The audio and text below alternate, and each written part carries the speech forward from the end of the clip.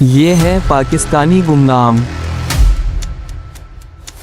وہ لوگ جنہوں نے سب کچھ دے کر کچھ نہیں مانگا، صرف ایک خاموش ورثہ چھوڑ گئے۔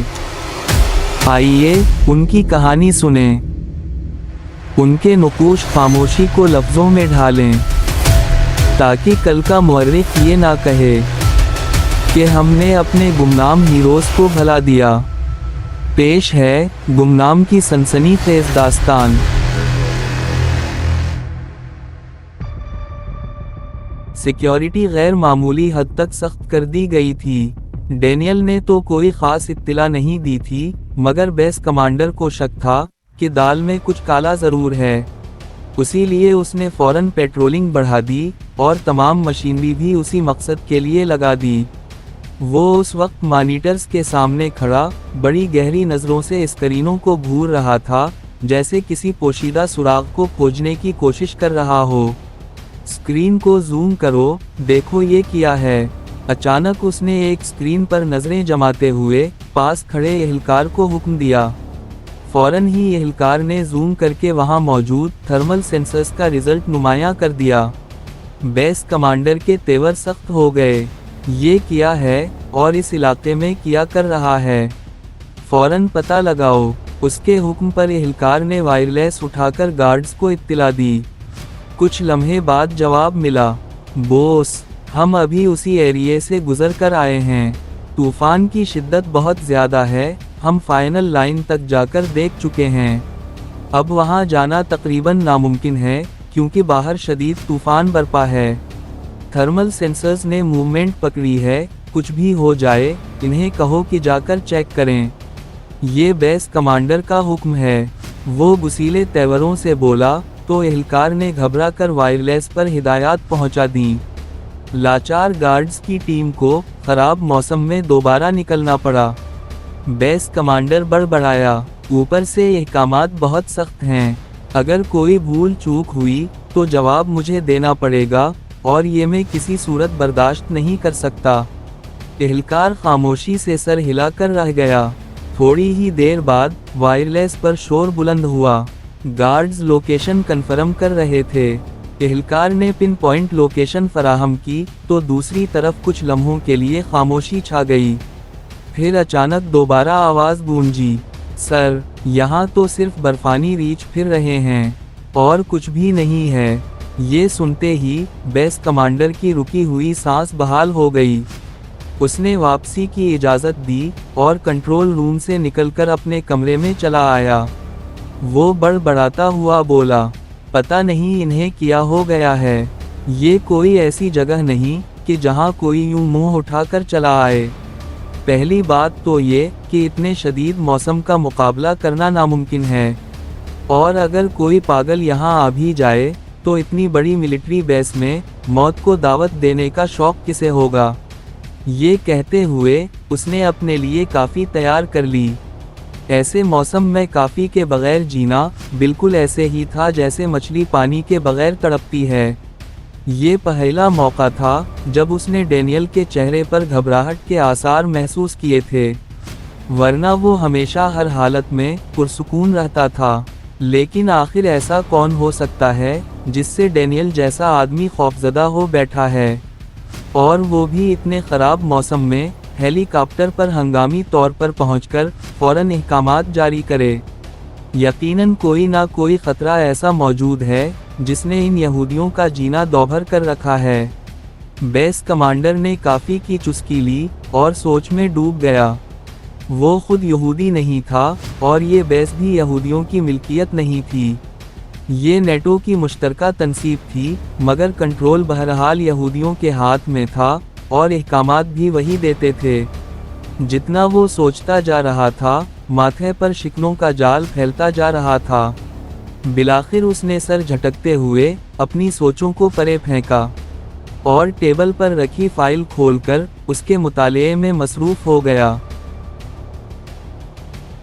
بہت کٹھن اور صبر آزما سفر کے بعد بالآخر وہ پہاڑ کے ایک کونے تک پہنچنے میں کامیاب ہو گئے۔ یہ جگہ نسبتاً محفوظ تھی کیونکہ نیچے کی طرف سرنگلاق چٹانیں نہیں تھیں۔ और ऊपर पहाड़ का एक कुदरती छज्जा सा बना हुआ था जो बारिश और बर्फानी तूफान से आरजी पनाहगाह का काम दे रहा था। छज्जे के ऊपर पहाड़ धुंध और बादलों में यूं गायब था जैसे किसी राज में लिपटा हो। सुल्तान इस चट्टान के किनारे पर पंजों के बल बैठा सिगार सुलगाने की कोशिश कर रहा था। हवा तेज थी लेकिन इसका लाइटर फौरन आग पकड़ गया। उसने गहरा कश लिया और धुआं बर्फानी तूफान की नज़र कर दिया। इसकी नज़रें सामने सफ़ेद तूफान पर जमी थीं, जहां से आगे देखना नामुमकिन था। रास्ता तंग और ख़तरनाक था, बमुश्किल एक आदमी तिरछा होकर गुजर सकता था। सुल्तान ने गर्दन मोड़कर तैमूर की तरफ देखा, जो नक्शा फैलाए कुछ खोजने में मसरूफ़ था। क्या देख रहे हो बंटो? सुल्तान ने सिगार का कश लेते हुए पूछा। ये सुर्ख निशान देख रहा हूँ कि ये किस जगह की निशानदही कर रहा है, मगर यहाँ तो कोई घाटी या वाज़ेह निशानी नहीं मिल रही, तैमूर ने उलझन भरे लहजे में कहा। सुल्तान ने सिगार तैमूर के हाथ में थमाया, नक्शा लिया और फिर अपनी जेब से जीपीएस निकालकर कोऑर्डिनेट्स को नक्शे पर मिलाया। सुल्तान ने कंपास की मदद से रुख ठीक किया और सामने देखते हुए कहा, मेरा ख्याल है हम बिल्कुल दुरुस्त जगह पर हैं, हमारी मंजिल यहीं आसपास है। तैमूर फौरन करीब आ गया। अगर वाकई ये सुर्ख निशान यही है तो फिर तूफान थमेगा तो पता लगेगा कि यहाँ क्या छुपा हुआ है। इमरान और बिलाल भी करीब आ गए और उनकी बातें सुनने लगे। सुल्तान खड़ा हुआ, तैमूर के हाथ से सिगार लिया और तंग राहदारी की तरफ बढ़ गया, जो बल खाती हुई धुंध में गुम हो रही थी। हवा बेरहम थी और रास्ता खौफ ज़दा कर देने वाला। नीचे नज़र डाली तो सिर्फ सफ़ेद धुंध नज़र आई, जिसके पीछे ना जाने कितनी गहरी खाई छुपी थी। चारों ने अपनी पुश्त पहाड़ से लगाए आहिस्ता आहिस्ता खिसकना शुरू किया। कुछ फासले के बाद एक निस्बतन कुशादा जगह आई, मगर आगे एक खला हाइल था। इसके बाद दूसरा पहाड़ था जिस पर राहदारी जा रही थी। सुल्तान ने एक लम्हा तैमूर को देखा, फिर अपने हाथ में मौजूद आइस हथौड़ी को मजबूती से थामा और अचानक दौड़कर खला की जानिब छलांग लगा दी। सब कुछ लम्हों में हुआ। वो हवा में उड़ता हुआ नीचे की तरफ गिरने लगा, मगर सामने के पहाड़ का बर्फपोश किनारा करीब आ गया। उसने पूरी कुव्वत से हथौड़ी गाड़ी और दोनों हथौड़ियां बर्फ में पेवस्त हो गईं। एक झटका लगा, सिगार अभी तक इसके मुंह में दबा हुआ था और वो लटक गया।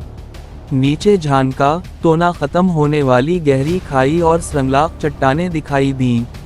हिम्मत करके उसने आहिस्ता आहिस्ता अपना वजन हथौड़ियों पर डाला और खुद को ऊपर खींचने लगा।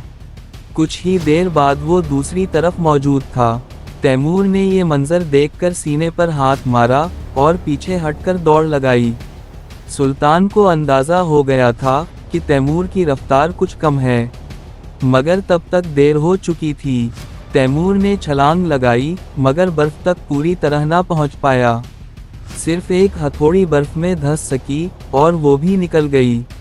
लम्हों में वो खाई की तरफ लुढ़कने लगा और मौत उसके सामने आन खड़ी थी। इनाया कमरे के ऐन वस्त में खड़ी परेशानी के आलम में पलकें झपका रही थी, जबकि इसके सामने डेविड और डैनियल मौजूद थे। डेविड ने हाथ के इशारे से उसे बैठने का कहा और खुद भी सोफे पर बैठ गया, तो इनाया भी आहिस्तगी से बेड के कोने पर जा बैठी। डेविड ने पुरसोच निगाहों से उसे देखा और बोला, वैसे इस बार तो काफ़ी वक्त गुजर गया है, पहले तो तुम्हारा अल्फा 1 फौरन ही तुम्हें बचाने पहुंच जाया करता था, लेकिन अब तो कई दिन बीत गए और उसका कोई नामो निशान नहीं। ये बात सुनकर इनाया का दिल लरस गया। अब तो उसे भी यकीन होने लगा था कि शायद अल्फा 1 उसे भूल चुका है। उसे कहाँ मालूम कि वो बर्फ के उन वीरानों में कैद है। शायद वो अब भी इंग्लैंड ही में उसे ढूंढ रहा होगा, और फिर वो इतना मसरूफ़ भी था क्योंकि सैकड़ों जिम्मेदारियां इसके कांधों पर थीं। सीधी सी बात थी, शायद इनाया उसकी यादों से मिट गई थी। डेविड ने मुस्कुराते हुए वार किया, बोलो ना लड़की, क्यों खामोश हो गई? लगता है अब तुम भी उससे मायूस हो गई हो। जैसे हम हो चुके हैं। मुझे तो लगता है उसे तुमसे कुछ खास मोहब्बत नहीं थी। ये सुनकर इनाया के कानों की लोएं सुर्ख हो गईं। उसने हिम्मत जमा की और निगाह उठाकर बोली, अगर आप लोग उसे बता देते कि मुझे कहाँ रखा है तो वो ज़रूर आता, लेकिन उसे कुछ खबर ही नहीं, और फिर भी आपने आस लगा रखी है। तो अब कोई मोजिज़ा ही होगा कि वो मेरी खुशबू सूंघता हुआ यहाँ पहुँच जाए। डेविड की मुस्कुराहट ज़रा गहरी हुई। हमने हर तरह से उसे खबर पहुँचा दी थी। बाकी एजेंसियां किस तरह काम करती हैं ये तुम नहीं जानती, और जितना वो होशियार है मुझे पूरा यकीन है कि वो तुम्हारी खुशबू सूंघते हुए यहाँ आ ही जाएगा। आखिर तुम उसकी इकलौती और लाडली मोहब्बत जो ठहरी। इनाया का चेहरा शर्म के रंगों से भर गया और नज़रें खुद बखुद झुक गईं। अल्लाह करे ऐसा ही हो, ये अल्फाज इसके लबों पर थे मगर डेविड ने सुन लिए। चंद लम्हे बाद डेविड की हंसी रुक गई और चेहरे की मुस्कुराहट यकायक संजीदगी में बदल गई। उसका लहजा बर्फ से भी सर्द हो गया। तुम जानती हो वो हमारा दुश्मन नंबर 1 है, लेकिन तुम्हारे लिए, हाँ तुम्हारे लिए मैं इतना ज़रूर करूँगा कि तुम दोनों की शादी करवा दूँ। 1-2 दिन तुम्हें साथ रहने दूँगा, फिर तुम दोनों को एक साथ ख़त्म कर दूँगा। इनाया के लब कांपे, मगर उसने हौसला ना हारा और तेज़ लहजे में बोली, मैं जानती हूँ डेविड अंकल, लेकिन फ़र्ज़ करें अगर आपका अंदाज़ा उल्टा पड़ गया तो फिर ये फ़ैसला मेरा होगा कि आपको और आपके साथी को कितनी देर ज़िंदा रखना है। और यकीन करें मैं शायद आपको वो 1-2 दिन भी ना दे सकूं, क्योंकि आप लोगों ने अपनी जंग में मुझे घसीटा है, मुझे अगवा करके यहाँ लाए हैं और ज़रा बराबर भी रहम नहीं किया। तो यकीन कीजिए मैं भी रहम नहीं खाऊंगी। ये कहकर इनाया ने दोनों की आंखों में आंखें डाल दीं। लम्हा भर के लिए खामोशी छा गई, फिर डेविड और डेनियल एक दूसरे को देखकर हंस पड़े। वाकई उस पागल को तुम जैसी दीवानी ही सूट करती है। खैर अब यहाँ इंतज़ार के सिवा चारा भी किया है, देखते हैं कब तुम्हारा एजेंट अल्फा 1 कदम फरमाता है। डेविड ने कहकहा दबा कर कहा। इनाया ने भवें सूकीड़कर गुस्से से जवाब दिया, दोनों नहीं तीनों। मिस्टर डेनियल को क्यों भूल रहे हैं आप? असल हिसाब तो उनसे लेना है, मुझे भी और अल्फा 1 को भी। ये कहते ही उसने डेनियल की तरफ मानी खेज निगाह डाली। डेनियल ने बेख्तियार डेविड की तरफ देखा और थूक निगल कर रह गया। ये लम्हा इनाया की निगाहों से ओझल ना रहा। इसे साफ दिखाई दे गया कि अल्फा 1 का जिक्र आते ही डेनियल की हालत बिगड़ गई है। दोनों आखिरकार उठ खड़े हुए और कमरे से निकलने लगे। डेनियल ज़रा रुका, जैसे कुछ कहना चाहता हो, मगर फिर खामोशी से अपना इरादा बदल गया और बाहर निकल गया। तैमूर की मौत यकीनी थी। वो बर्फानी ज़ोरदार टक्कर के साथ दीवार से जा लगा और फिसलते फिसलते गहरी खाई के किनारे तक जा पहुंचा। लम्हा भर में वो नीचे अंधेरों में गायब हो जाता, मगर उसी असना में सुल्तान का हाथ इसके हाथ से आ मिला। तैमूर हवा में मुअल्लक रह गया। तैमूर ने हड़बड़ा कर ऊपर देखा तो सुल्तान आधे से ज़्यादा झुका हुआ था। एक हाथ से उसे थामे हुए था और दूसरा हाथ बर्फ में जमा हुआ था। पसीने की बूंदें इसके माथे पर नमूदार हो चुकी थीं। सुल्तान धाड़ा, फौरन कुल्हाड़ी बर्फ में गाड़ दे, मैं ज़्यादा देर तक तुझे नहीं थाम सकूंगा। तैमूर झटके से होश में आया और फौरन अपनी कुल्हाड़ी बर्फ में घोंप दी। सारा वज़न उस पर डालते हुए उसने आहिस्ता से सुल्तान का हाथ छोड़ा और दूसरी कुल्हाड़ी जमाकर ऊपर की जानिब बढ़ने लगा। सांसें फूल रही थीं, हाथ कांप रहे थे, लेकिन वो रेंगते हुए बिलाखिर किनारे पर जा पहुंचा। सुल्तान ने उसे दबोचकर अपनी जानिब खींच लिया। थैंक्स यार, वरना आज तो ऊपर का टिकट पका कट जाना था। तैमूर हाँफते हुए बोला और सीना हिलाकर सांस सीधी की। सुल्तान ने मुस्कुराकर उसे गले लगा लिया। ऐसी उल्टी सीधी बातें ना किया कर, अभी बड़े काम बाकी हैं। हमें इस यहूदी एजेंट को ख़त्म करना है और फिर ऐशल बेचारी का भी तो सोच। सुल्तान ने दोस्ताना मगर पुरअज़्म लहजे में कहा। ये सुनकर तैमूर की हंसी छूट गई। ओ भाई, बच गया है या दिमागी तवाज़ुन गया है? दूसरी तरफ इमरान हाथ हिलाते हुए चिल्लाया। सुल्तान ने अंगूठा उठाकर इशारा किया कि सब ठीक है। फिर बारी बारी इमरान और बिलाल ने भी छलांग लगाई और उनके पास आ गए। तैमूर ने चारों तरफ देखते हुए गहरा सांस लिया। ये मेरी जिंदगी का सबसे सख्त मिशन होने वाला है। सुल्तान ने फौरन बात काट दी। तेरी जिंदगी का नहीं, हम सब का। याद रख, हम बराह रास्त यहूदियों की कच्छार में घुसने जा रहे हैं। अगर अल्लाह ने कामयाबी दी तो ये सिर्फ हमारा नहीं बल्कि पूरी उम्मत का सबसे बड़ा मिशन साबित होगा। ये सुनकर सबके लबों से बेइख्तियार आमीन निकला।